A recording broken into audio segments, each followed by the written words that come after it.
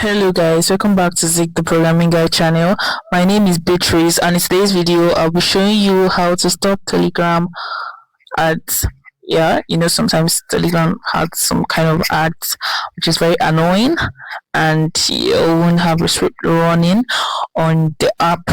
Yeah. So I'm going to show you how to get that, so to stop that Telegram ads completely.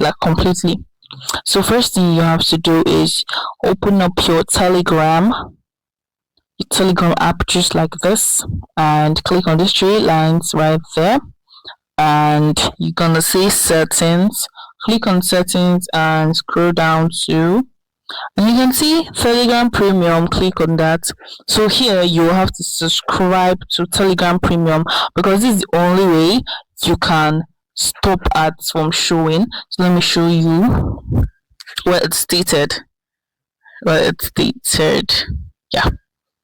Okay, no, not there. You can see right here. No ads, no more ads in public channels where Telegram sometimes show ads. You can see it's written here. So the plans, they have the one of monthly and annually. Yeah. So it's very simple to subscribe. Just add your card and send them that money. Yeah.